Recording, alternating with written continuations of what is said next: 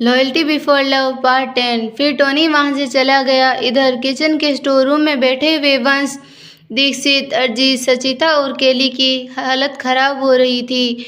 वंश, हे भगवान, कुछ दया करो हम पर, प्लीज अपने जादू से कुछ ऐसा करो कि यह स्टोर रूम बड़ा हो जाए, नहीं तो अगर यह स्टोर रूम इतना ही रहा तो हम सब लोग सिकुड़ सिकुड़ कर छोटे हो जाएंगे।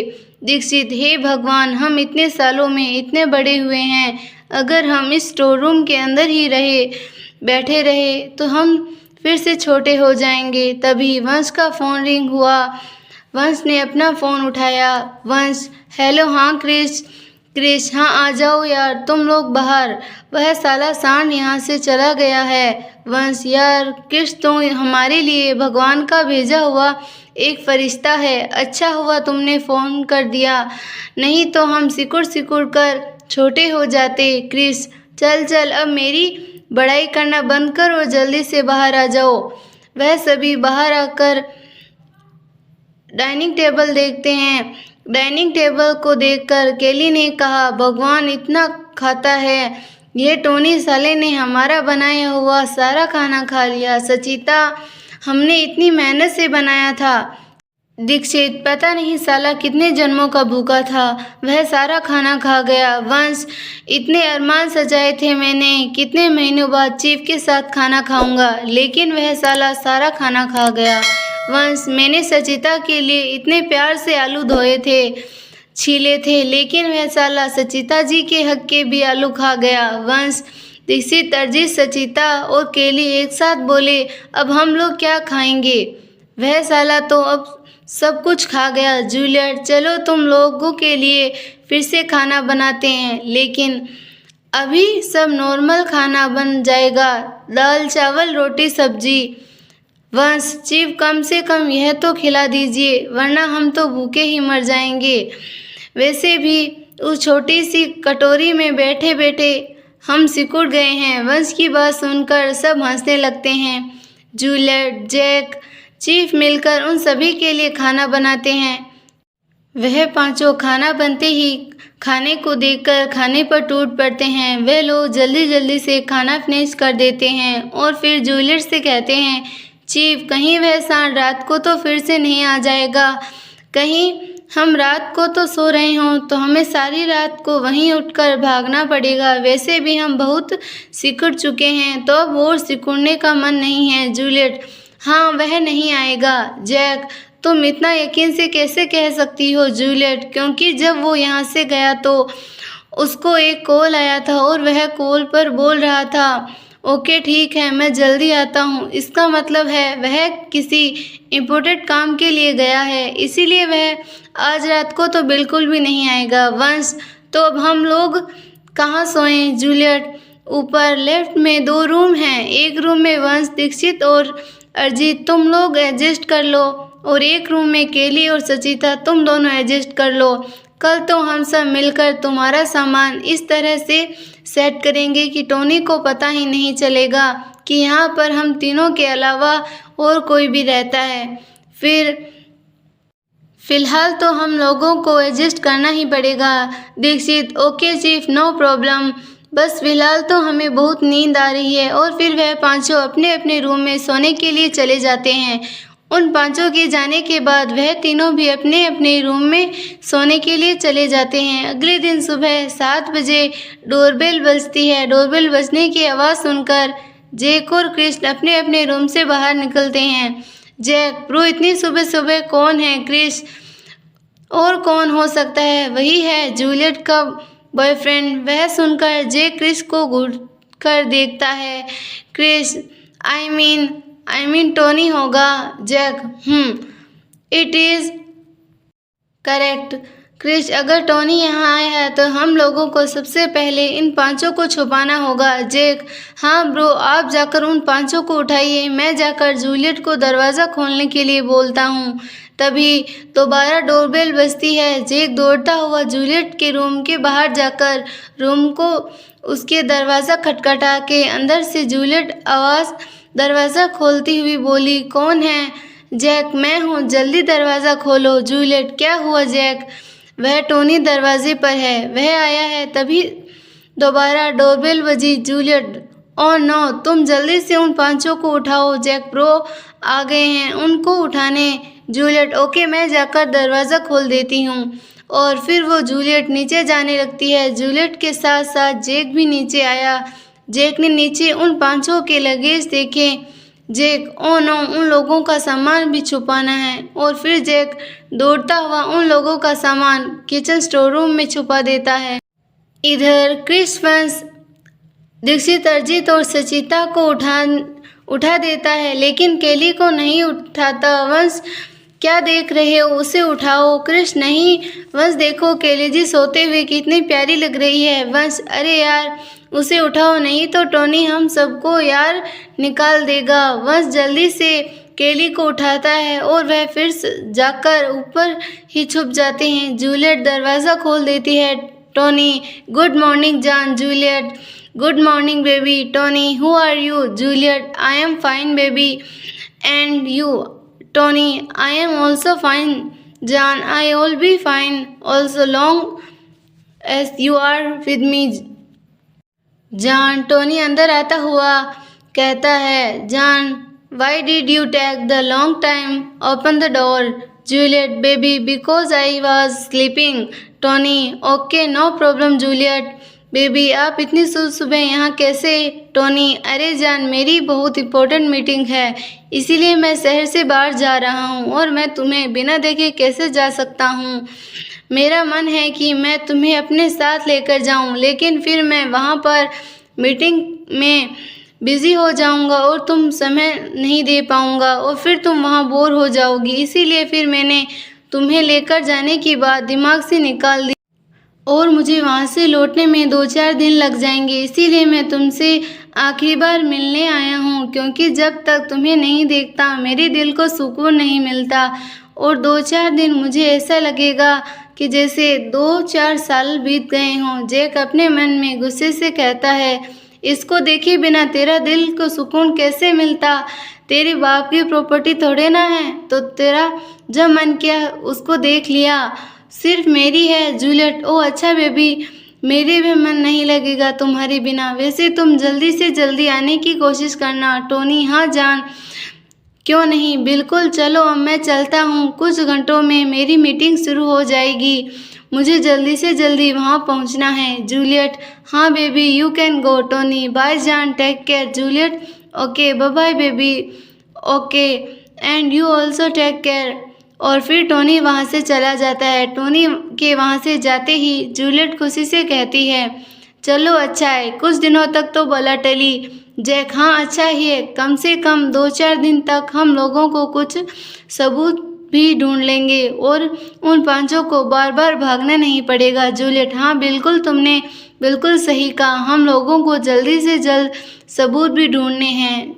जैक, तो क्या हम लोग आज ही काम पर लग जाएं? जल्दी से जल्दी, मुझे मेरे देश वापस जाना है, इसके अनजाने देश में मुझे अच्छा नहीं लग रहा। जूलियट, हाँ मुझे भी अपने देश में वापस जाना है, खुद को देश में खुद का ही होता है। इन दोनों को बात सुनकर पीछे आते हुए क्रिस, वंश, दीक्षित, अर्जिता, सचिता, केली एक साथ कहते हैं, हम लोगों को भी हमारे देश वापस जाना है। जूलियट, मुझे तुम सबको बहुत इम्पोर्टेंट बात बतानी थी। वंश, जैक जी बताइए ना। जूलियट, पहले तुम सब लोग जाकर फ्रेश हो जाओ, फिर हम लोग आराम से बैठकर बात करेंगे।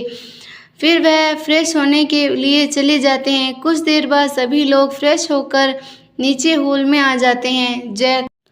जैक अब बताओ क्या इम्पोर्टेंट बात है? जूलियट, सिंगापुर में आने के बाद मैंने जितनी इन्वेस्टिगेशन की है उस हिसाब से टोनी की सबसे बड़ी गर्ल्स मलिक टीम वह बहुत जल्द करने वाले हैं।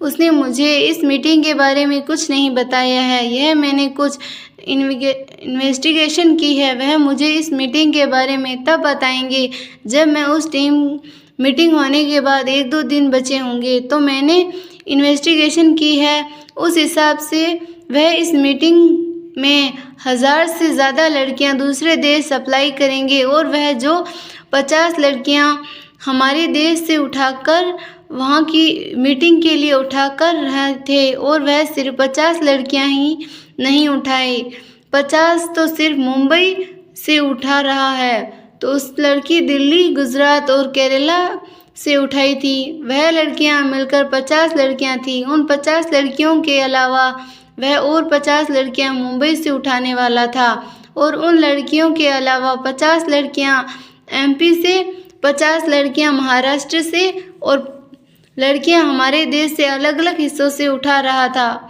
कुल मिलाकर वह हमारे देश की कम से कम 400 से 500 लड़कियां उठा लेता है, और अगर एक बार वह लड़कियों का एंटर हमारे देश के बॉर्डर पार कर देता है तो उन 400-500 लड़कियां की ज़िंदगी बर्बाद हो जाती है, क्योंकि फिर तुम लोग सभी लड़कियों उन दुनिया से अलग अलग देशों में नहीं ढूंढ पाते। लेकिन जब हमने इसके मुंबई वाले अड्डे पर रेड हमारी थी, उसे क्रिश को गोली लगी थी, इसलिए मुझसे उस डील को यहीं रोक दिया और उसको हमारे देश से लड़कियां सप्लाई। फिर क्रिस कहता है, तो अब हम 6 महीने बाद टोनी फिर से यह डील करने जा रहा है, इसीलिए हम जल्दी से जल्दी इसके खिलाफ और कोई उसकी दूसरी गैंग के खिलाफ सबूत ढूंढ लेंगे। जैक, तो हम लोग आज से ही काम शुरू कर देते हैं, क्योंकि मैं नहीं चाहता कि हमारे देश की या किसी भी देश की लड़कियों को दोबारा बेचा या खरीदा जाए। इस हैवान ने तो हाथ भी नहीं कांपते इतना घिनौना काम करने से पहले। क्रिस, मैं टोनी में से कुछ ऐसे अड्डे जानता हूँ जहाँ पर गैर कानूनी काम होते हैं, और यह सिर्फ गर्ल स्मगलिंग ही नहीं चलाता, बिल्कुल बहुत कुछ गैर कानूनी काम जैसे weapons dealing, drugs dealings, human organ dealings भी करता है। वंस क्या ह्यूमन आर्गन डीलिंग्स, लेकिन ह्यूमन आर्गन तो बहुत दूर देशों में भी सप्लाई होते हैं, तो यहाँ तक ह्यूमन आर्गन बिना खराब हुए कैसे पहुँच सकते हैं? यह तो नामुमकिन सा लगता है। क्रिश, नहीं, यह नामुमकिन नहीं है। ह्यूमन आर्गन हम आराम से कहीं पर बेच सकते हैं। दीक्षित, पर कैसे? वंश सही कह रहा है, ह्यूमन आर्गन खराब हो जाते हैं अगर हम आर्गन को एक बार बॉडी से निकाल देते हैं, जो मुझे कुछ दिनों में ही खराब होने शुरू हो जाते हैं। क्रिश, हाँ मैं जानता हूँ, लेकिन इन लोगों को जिस भी इंसान का आर्गन चाहिए होता है वह उसे टेप्रिक कोमा में भेज देते हैं, और फिर उन इंसानों की बॉडी आराम से किसी भी देश में भेजी जा सकती है। जूलियट, लेकिन मैं पिछले 6 महीनों से उसके साथ रह रही हूँ, मेरे सामने तो ऐसा कुछ भी नहीं हुआ ही नहीं, तो उसने ऐसे ड्रग्स डीलिंग की बात की और ही नहीं ह्यूमन आर्गन डीलिंग और लेकिन हाँ, मैंने 2-3 बार वेपन डीलिंग की बात ज़रूर की थी। क्रिस, तुमने हमारे सामने नहीं की होगी, क्योंकि उसका हाथ इन गैरकानूनी कामों में उसका सौतेला भाई देता है। अरिजीत, कहानी में ट्विस्ट, अभी उसका भाई कहाँ से पैदा हो गया? क्रिस, उसके पैदा हुए कम से कम 30-35 साल हो गए हैं। सचिता, क्रिस साथ देता है, मतलब क्या वह इस जिंदा नहीं है? क्रिस, अरे नहीं सचिता, ऐसी कोई बात नहीं है। जब मुंबई में तुम लोगों ने मुझ पर हमला किया, मेरा मतलब टोनी के अड्डे पर हमला किया, तो फिर उन लोगों ने गर्ल स्मगलर होना रुकवा दिया था। गर्ल स्मगलर इंडिया में सिर्फ मैं ही करता था। अब मुझे बहुत गिल्ट फील हो रहा था, मैं इतना घिनौना काम करता था। जेक ब्रो, आप पहले बहुत गिल्ट फील करना, मुझे जल्दी से सब कुछ सुनना है ताकि हम जल्दी से इस मिशन को ख़त्म कर सकें। क्रिश, हाँ, और गर्ल स्मगलर इंडिया में सिर्फ मैं ही करता था, तो उन लोगों को गर्ल्स मिलना बंद हो गई थी, इसीलिए उन लोगों का गर्ल्स सप्लाई वाला धंधा ठप पड़ रहा था, और इसीलिए टोनी ने भाई ने जेस से यह गर्ल्स रैकेट वाला धंधा छोड़ दिया, और फिर उसने स्पॉन dealing, drugs dealings, human organ dealings का धंधा शुरू कर दिया। केली, अगर अपने इंडिया गर्ल्स सप्लाई नहीं होती तो वहाँ लोग दूसरे देश में भी तो लड़कियाँ उठा सकते हैं ना? क्रिश, हाँ ये मैं जानता हूँ, और यह बात वह भी जानता है, लेकिन इंडिया गर्ल्स की डिमांड ज़्यादा है। जेक, ऐसा क्यों? क्रिश, यार मुझे क्या पता। वो जूलियट, क्रिश, तुम 2 इतने महीनों में इंडिया में जेक के साथ थे, और तुम कल ही वापस सिंगापुर आए हो, वह सभी जेक को टीम के साथ, और बात से तुम हमारे साथ ही तो थे, फिर तुमने इतनी इन्फॉर्मेशन कहाँ निकाली? कहीं यहाँ तो नहीं कि तुम हमारे साथ हमारे देश को भी धोखा दे रहे हो? क्रिस, मैं जानता था तुम लोगों को मुझ पर विश्वास नहीं होगा, लेकिन मैं तुम लोगों को विश्वास दिलाने के लिए क्या करूं कि अब मैं सच में बदल गया हूं। अब मैं हमारे देश को धोखा नहीं देता। बताओ क्या करूं? मैं मर जाऊं? जैक ब्रो, ऐसा मत बोलो। वह आपके ऊपर विश्वास करने में थोड़ा हिचका रही हैं। क्रिस, क्या मैं तुम्हें कैसा विश्वास दिलाऊं कि मैं बदल गया हूँ? जूलियट, मैं तुम पर विश्वास करने की कोशिश कर रही हूँ और हाँ, कहीं ना कहीं मैं मानती हूँ कि तुम बदल गए हो, लेकिन मुझे समझ नहीं आ रहा कि तुम तुम्हारे साथ थे और तुम कहीं भी नहीं गए तो तुम्हारे पास इतनी इन्फॉर्मेशन कहाँ से आई? तुमने पिछले 6 महीनों में पूरी कुंडली खोल कर रख दी। हाओ क्रिश, मेरे भी बहुत से आदमी टोनी पर नज़र रखते हैं। जब हम लोग सिंगापुर आने के लिए इंडिया एयरपोर्ट पर जा रहे थे, मैंने सभी अपने आदमियों को मैसेज कर दिया था कि मुझे टोनी के पिछले 6 महीनों की सारी डिटेल चाहिए और कल रात को मैं वही डिटेल पढ़ रहा था, इसीलिए मुझे इतना सब मालूम है। जूलियट, तुम्हारे आदमी मतलब तुम अभी भी टोनी के लिए भी काम कर रहे हो? क्रिस, नहीं, जो लोग मैं इंडिया में खुद रखता हूँ वह लोग हैं मेरे वफादार। उन लोगों को मैंने तुम्हारे टोनी की मुंबई वाले अड्डे पर रेड मारने से पहले सिंगापुर भेज दिया था।